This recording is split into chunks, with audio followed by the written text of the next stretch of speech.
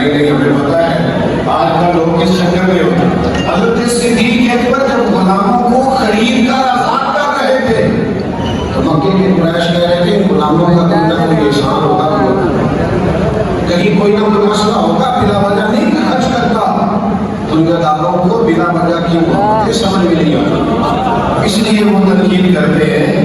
لیکن جس نے یہ ذائقہ چکھ رکھا ہو, جس نے یہ لذت پا رکھی ہو, میرے دوستوں سہمت آیا کرو اپنے نظریات کے معاملے کے اندر کبھی معذرت کا ہانا رویہ اختیار نہ کیا کرو. یہ کیا بات ہوئی دو لوگوں نے تنقید کر دی اور تم نظریے سے پیچھے ہٹ گئے اور تم نے وہ روش اختیار کر لی تو تمہاری بنتی نہیں. وہ جو تمہیں بات کر رہے ہیں وہ تم کر رہے ہیں, انہوں نے کو بتا دیا بھی عثمان کے دروازے میں بیٹھے ہو جن کے کہے ہوئے بھی یہ کل آزاد ہو گیا. اپنی تاریخ تو دیکھو کتنی مضبوط ہے, اپنی اسناد تو دیکھو کتنی تگڑی ہے. اتنی جلدی گھبرا جانا. وہ ابو الحسن ایک چور تھا, بغداد کا, تو امام احمد بن حنبل ہر نماز کے بعد اس کے لیے دعا کرتے تھے. اس کے لیے حق کہنے کے رستے میں جیل گیا اور مجھے باندھ کر زنجیروں میں کال پوچھنے میں ڈالا جانے لگا تو پیچھے سے تو میرا چوبا کھینچ رہا تھا. میں نے پلٹ کے جو دیکھا تو اس نے بغیر کسی دیر کے جلدی جلدی کہنا شروع کر دیا کہ غلام صاحب میں چور ہوں, آپ تھانے میں میرا نام لکھا ہے, سب کو پتہ ہے مجرم ہوں, یہ مجھے چوری سے روکتے ہیں مارتے ہیں لیکن آزاد ہو کے جاتا ہوں تو پھر چوری کرتا ہوں. میں غلط رستے پہ ہوں, اللہ مجھے ہدایت دے, پر میں غلط پہ ڈٹ گیا ہوں. آپ نے گھبرانا نہیں, آپ تو آپ کے رستے میں جیل میں آپ نے گھبرانا نہیں, ڈٹ کے رہنا ہے. امام صاحب فرماتے تھے ایک تھا تو چور اور ایسی بات کر گیا کہ مجھے ہمیشہ کے لیے یاد رہے. تو میرے بھائی ہر دو چار باتیں سن کے گھبرا جانا, تنقید ہوتی رہتی ہے, ملامت ہوتی رہتی ہے. حضرت غوث اعظم نے لکھا ہے اور دادا صاحب نے بھی لکھا ہے اس کو مشہور معجوب میں کہ حضرت موسیٰ علیہ السلام نے رب کریم سے پوچھا ماجد مجھے ڈھونڈنا ہو تو کہاں ملتا ہے؟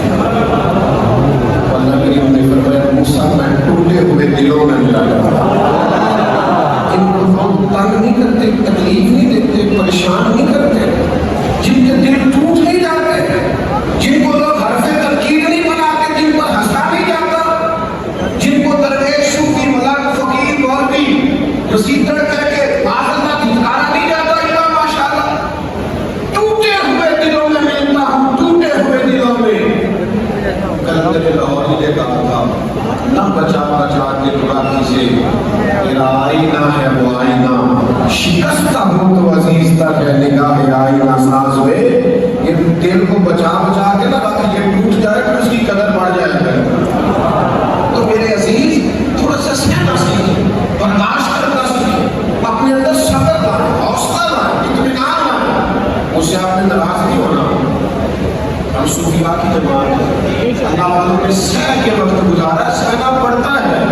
زخم پہ زخم کھا کے جی, کھوٹے جگر کے گھوٹ بھی, آہ نہ کر لبوں کو سی, یہ عشق ہے کوئی دل لگی نہیں. بھجا کو دیکھ تو بیٹھا کھا ہے, لیکن اگر ہمیں اتنا بھی نہ سہنا ہے کہ تھوڑی سی گرمی ہو رہا محفل کا نظر بھی بگا دے, اتنا بھی نہ سہنا ہے کہ کہا جائے کہ جناب یہاں سے نہ ہٹ جائے, انداز کچھ اور ہے, ترتیب کچھ اور ہے. تو سب سے زیادہ نظم و ضبط کے پابند تو درویش ہوتے, سب سے زیادہ اخلاق کے پابند تو درویش ہوتے, سب سے زیادہ معاف کرنا تو درویشوں کو آتا ہے, سب سے زیادہ پیار کرنا تو اللہ والوں کو آتا ہے. یاد رکھو تڑپ رہی ہے یہ چین ہے دل. آپ کو پتہ نہیں کروڑوں پہ چلے گئے وہ لوگ جو ذہنی پریشانیوں کی وجہ سے دروازہ کھلے جاتے ہیں. آپ کو اندازہ نہیں کہ رات تو پڑتی ہے اور دن تو ڈھلتا ہے, لیکن بہت سارے لوگ شکایت کرتے ہیں کہ نیند نہیں آتی. تو میرے دوستوں یہ جو آستانے تھے یہ سکون کا باعث تھے, یہاں ٹھنڈک ملتی, یہاں سے لوگ ہو کے جاتے تھے تو قلبی اطمینان پاتے تھے. آج حضرت داتا صاحب کے آستانے کے آنے والوں کم از کم ہم جتنے آئے ہیں, آج اتنا تو طے کرو کہ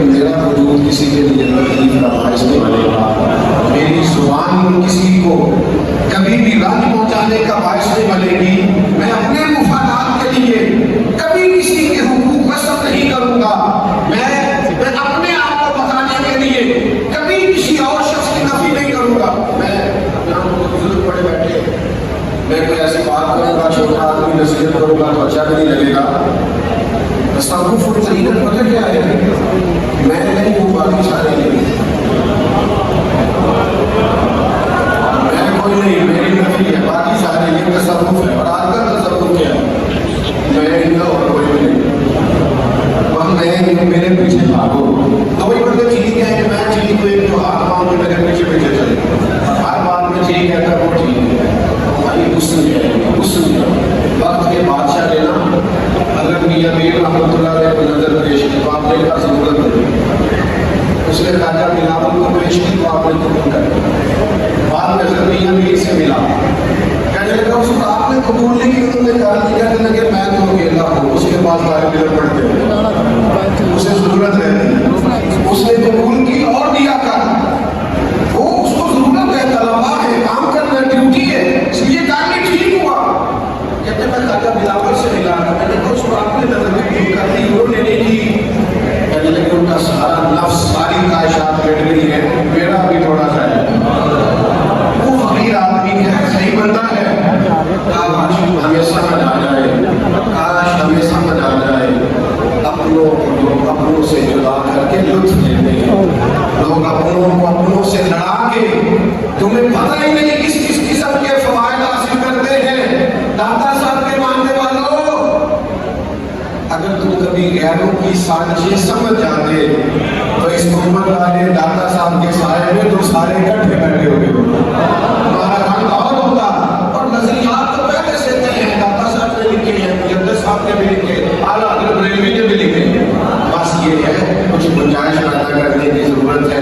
میں آخر میں صرف آپ سے اتنا مطالبہ کروں گا, داتا صاحب سے ہو کے جانا تو پھر نماز کوئی نہ چھوڑنا. داتا صاحب سے ہو کے جانا تو پھر تلاوت قرآن کے پابند ہو جانا. داتا صاحب سے ہو کے جانا تو رستے میں, گھر میں, دکان میں کسی سے تلخ نہ بولنا. اور اگر پہلے بولتے ہو اور آج کے بعد چھوڑ دو گے تو پھر تو مجھے لگا ہے بڑے میٹھے بول رہے ہو. تو انہوں نے کہا میں علی بن عثمان میری کے دروازے سے میں وہاں سے ہو کے آیا ہوں. پھر جب آپ اسے یہ سبق دیں گے تو انشاءاللہ وہ کہے گا چلو اگلی جمعرات میں بھی ساتھ چلو. تو اگلا جمعہ میں بھی وہاں پڑھوں گا, لیکن اس کے لیے محض کرامت اس کے اخلاق کی بندوں کی ضرورت ہے. مزاج کی گھٹن, وہ ایک فرد کے مزاج کی گھٹن نہیں ہوتی, وہ سوسائٹی کی گھٹن پر جاتا ہے. آپ کچھ شانتی پیدا کریں. اللہ والوں کے دل بڑے کتنے بڑے ہوتے ہیں, دل دریا سمندر ہوتے ہیں, کون دلا دیا جانے. اور حضور کتنے کہاں تک جا کے ہم نے اپنے اندر گنجائش پیدا کر دی ہے. تو سلطان بابو فرمانے لگے, اصل کیتی ہے جان حوالے رب کی, ایسا عشق کمائے